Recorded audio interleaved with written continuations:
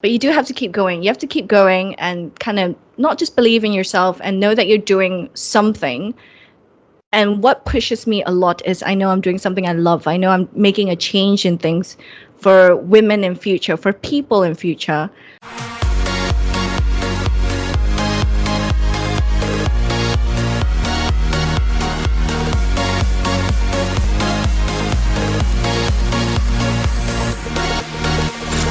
Creative Conversations.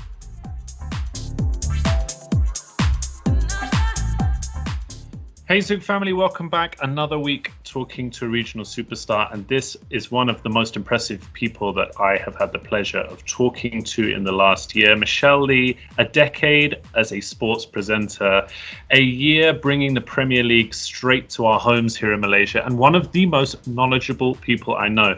Huge landmark as the first female Premier League presenter. Why do we need to dwell on this in this day and age? I don't know, but I'm super proud to have the opportunity to talk to her, leading from the front, inspiration to many young women who are going into presenting or want to be presenters. First question is normally, how are you, Michelle? But I have to ask, first question, who do you support? Okay. Can I just sort of segue and say first female Premier League presenter in Malaysia, just to emphasize it in case anyone's watching from Singapore, because I know Zouk's also in Singapore. I don't want anyone to come at me. But who do I support? I support Manchester United, which is not something you proudly say in the past few seasons, but I think this season, at this point, it's not too bad to say that I am a Manchester United supporter after that 9-0 against Southampton. So, yeah. I'm mega disappointed. My best friend Devon will be watching this, and he will be the first to shout to anyone that I had the Southampton defender that got the red card. Batnarak was it? You have him in fantasy. -7 points. But Michelle, let's take a step back. First and foremost, how have you been? And number two, for those who are watching this from Las Vegas and Hong Kong and Singapore, where all of our other hubs are, please can you give us a background to your very impressive career to date? So yeah, as you mentioned, I am a Premier League presenter. I'm a sports presenter. I've specialized in football, but I've been doing TV for about 10 years now, which is a career that sort of was a happy accident. I never planned to be a TV presenter. I never planned to be a TV host, but it fell upon my lap. I took the chance. I started probably part-time in my university days, and eventually it sort of went on to be full-time.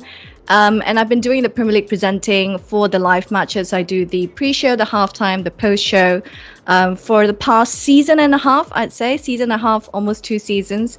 It's been great because you meet a lot of very, very, obviously very talented footballers, very successful footballers, and a lot of them, if not all of them, have opened my eyes to this whole other world. And I think it's been a very, very humbling experience, in my opinion, because you meet World Cup winners, you meet Euro winners, you meet Premier League winners, champions, and the one quality that I see that is similar amongst all of them is they've all been incredibly nice, incredibly polite, and incredibly humble. One of the greatest natures of any person is to be humble and have the humility, especially if you've achieved great things, as you just described. How did you decide that this was the direction you wanted to go in? Were you always a football fan? Were you always a sporting person as you grew up? And did you say you stumbled across it? Yeah. So I was never really, I didn't grow up loving football. I watched football as a neutral fan. So I would watch at home with my brother, and I was never a hardcore fan as a 5-6-year-old kid. I was very typically Asian. I was very studious. I was nerdy. I was one of those where you kind of have to get straight A's every single exam. So I was that, like, really just into my books. I was a dancer. I was a ballerina. So I probably grew up wanting to perform in some ways, but never saw TV as a viable option back then. So it was just ballet, it was dance, it was guitar, it was music.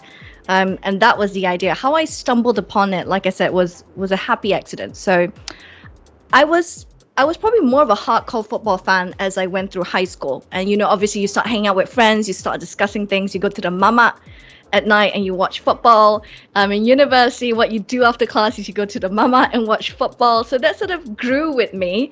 And I probably, at the end of high school, at the start of university, that's when I really started getting into football and was really was being a fan. I was really being a fan rather than just being a neutral viewer. So I was dabbling a little bit in TV. I was doing a bit of a Malay talk show at the start.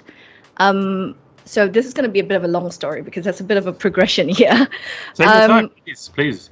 No, so I studied media and mass communications as a sort of give and take with my parents, who wanted me to be a doctor, a lawyer, typical sort of ambitions. And I said, no, I wanted to do performing arts.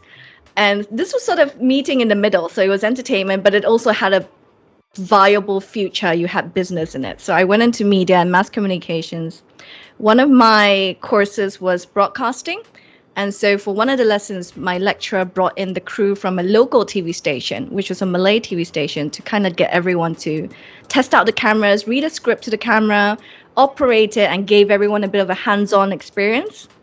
So unbeknownst to us, the producer of that channel was in the class, and everyone had a screen test. So I did the screen test, to which the producer then called me and said, look, do you want to come in, do a quick audition and host the Malay breakfast show? I did that. I was there for about a year, if I'm not mistaken. So I was juggling that and university. So that was how I first kind of really stepped into the industry. How I got into football was also another happy accident.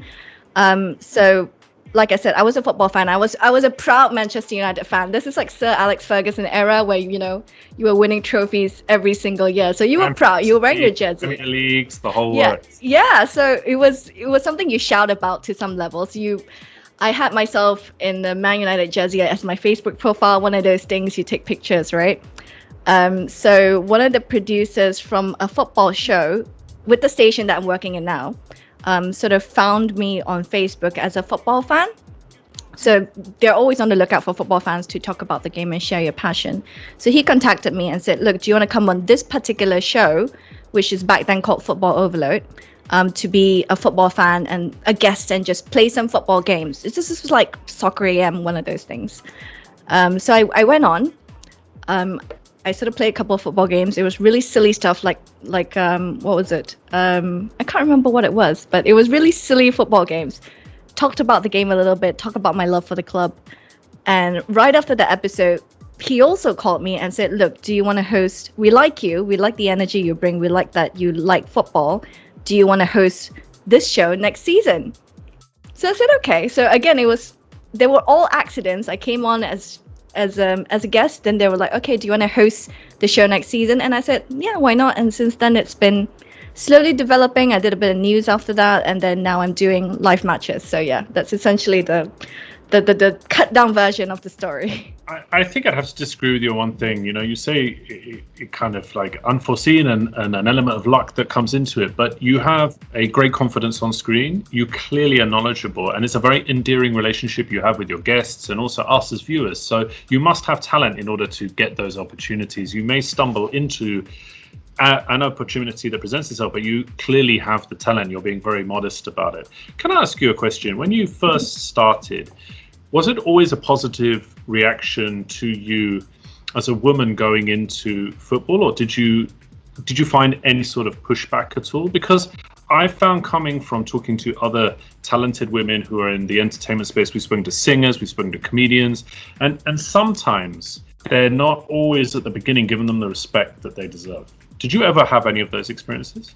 Oh, definitely. I think particularly because you are in the public eye, you open yourself up to all these criticisms. And look, it's not without hard work. I was never this knowledgeable to this point in my career. Obviously, through the years, you pick up facts, you do your own research, you do your own preparations, and with that, you learn more and more and more and more.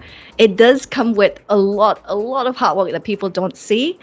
So that's the football perspective of it. In terms of the reception, I think when I first did those fun magazine shows, there were perhaps probably a bit of backlash because obviously they were replacing this other host that was going out with me, and people are always going to be like, oh, people are always going to compare. And I've always been the sort of person that I'm open to constructive criticism from people that matter, but I'm pretty good at shutting things out. It does get to me once in a while. It does. I'm human after all. It will get me down for about, say, I give myself a limit of 24 hours. It'll get me down for 24 hours. And then, you know what? I said, I'll take what they say. If I feel it's constructive, I'll work on it. If not, I think it's really not necessary. But probably doing the more serious shows, doing the live matches, there's a lot more backlash, so to speak. And I admit, obviously, I'm still young and I'm still learning at that point. It was my first few shows. I'm not going to be perfect. Obviously, it will be a bit of a learning curve. And it was quite a huge learning curve for me because within the first few months I was doing it on my own, I was thrown to do pitch side matches, which is a whole different ball game altogether because 90% of the time you can't hear your guests because the fans are just so loud and you're dealing with the weather. I can't deal with cold very well. So even in English summer, I'm putting on 5 coats. So I'm typical like Malaysian girl that I like my sun, I like my heat. And I don't have air conditioning in my office right now, and I'm still wearing a sweater. I'm one of those, so I really like the warmth. But yeah, I do understand some backlash, and I think it's always going to be hard when you go against the grain of things. But you do have to keep going. You have to keep going and kind of not just believe in yourself and know that you're doing something. And what pushes me a lot is I know I'm doing something I love. I know I'm making a change in things for women in future, for people in future. And it's really important to have a really good support system. My producers, my loved ones have always been advocating for women in football. And that has helped. That has really, really helped. Not just feeling like you're not alone in this battle, but they also provide constructive criticism because they give a different perspective to what you do as well. But there's some really, really silly criticisms. I get it if you perhaps question factual things. There are perhaps 1 or 2 times that I may have fumbled, lost my train of thought. Okay, but they are really silly ones. Like the ones I always remember are about my attire. For some reason, gotten criticisms like, why is she wearing high heels on a football show? I'm like, men wear suits on football shows. I'm not going to kick a football. I'm just here to talk about it.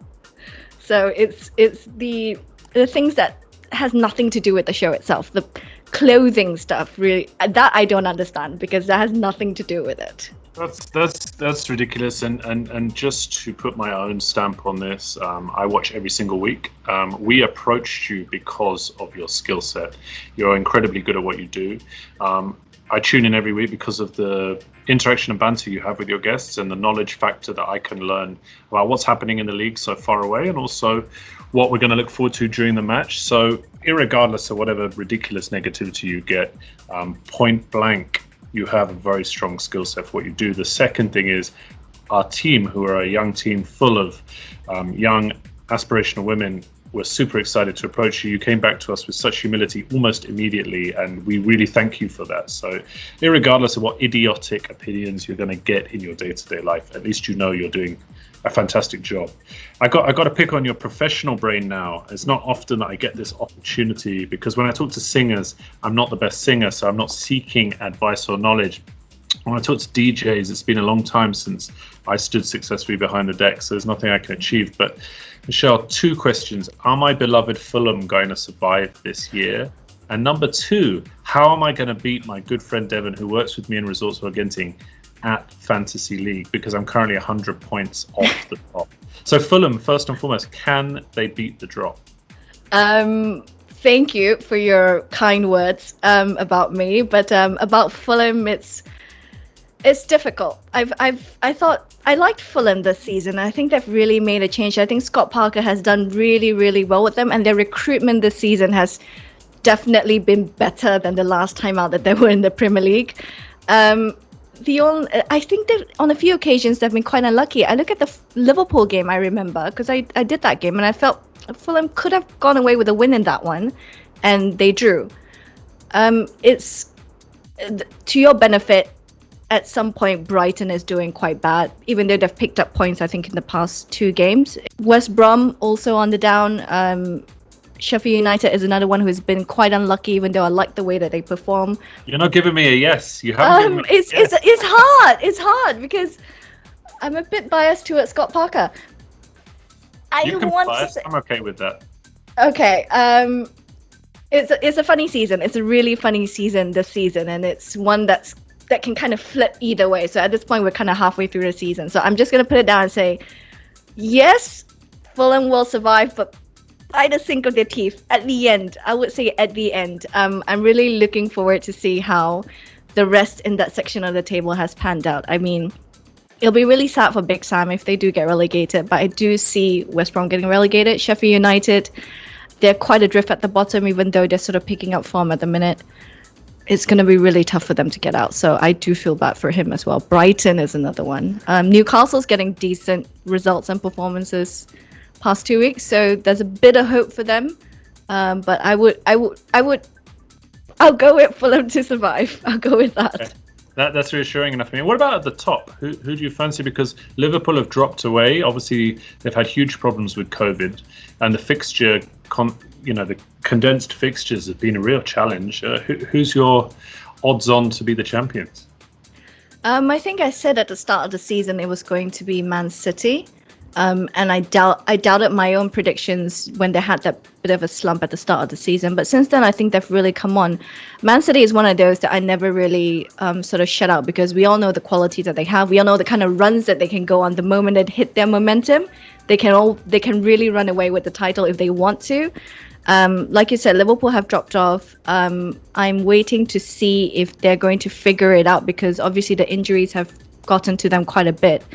Losing the amount of defenders that they did lose, it's not going to be easy to tweak. And I know that they did go into the January transfer window, try to get some reinforcements.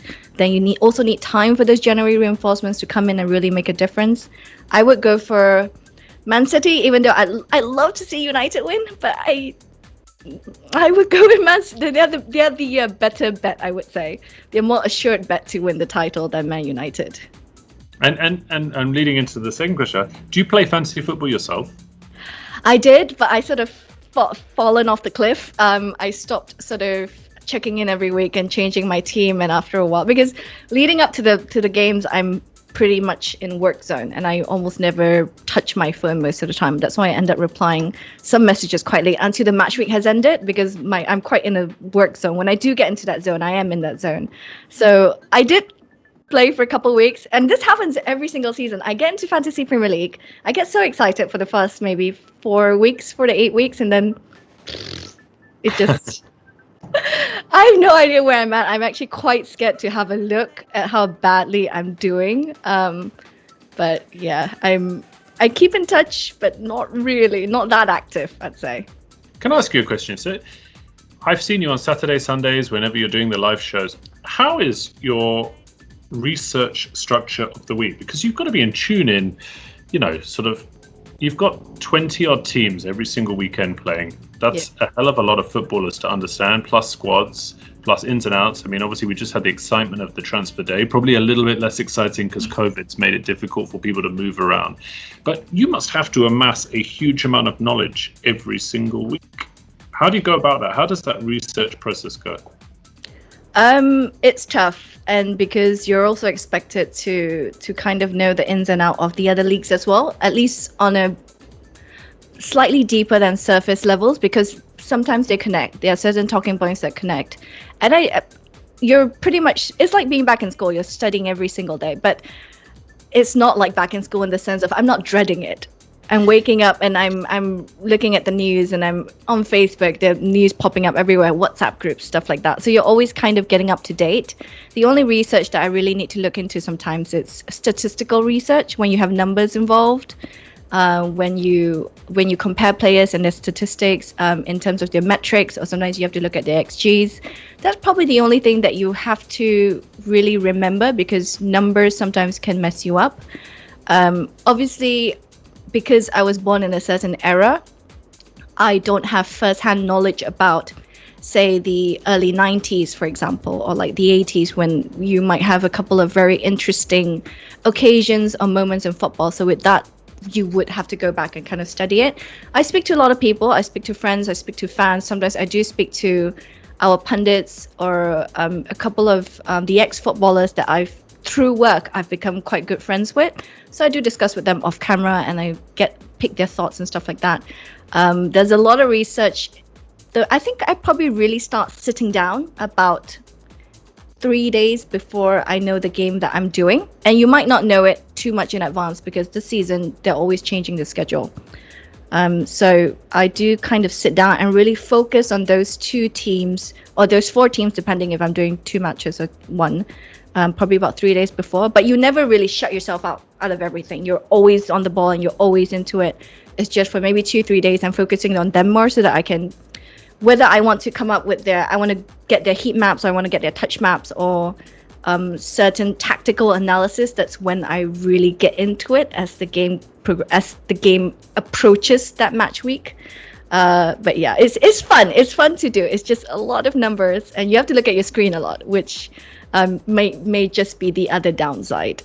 Because I'm sure my eyes are well gone by now. I understand how that feels, especially after the last year. So, what are your interests outside of it? You spend a lot of time in front of the camera. We've plunked you in front of a camera again, for which we apologize. But what is your prime interests away from camera? How do you get downtime?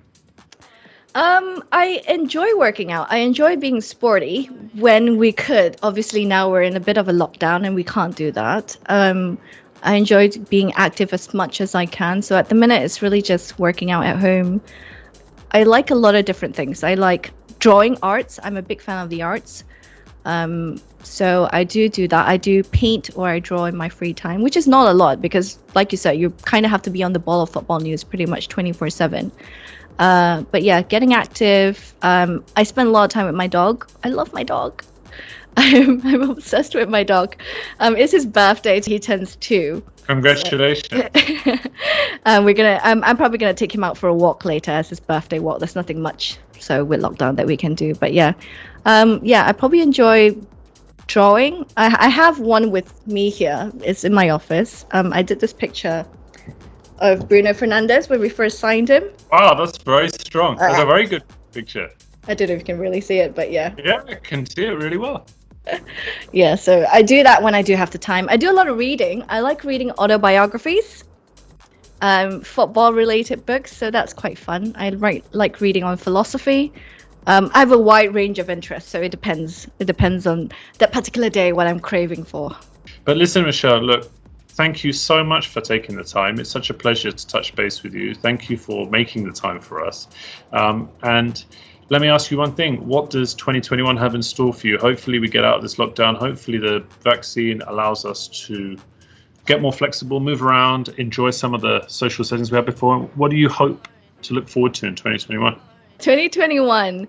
Obviously, the rest of the Premier League is going to happen, and hopefully, well, we're not really sure what the status is with the Euros. If that goes on, I'll be really excited about that.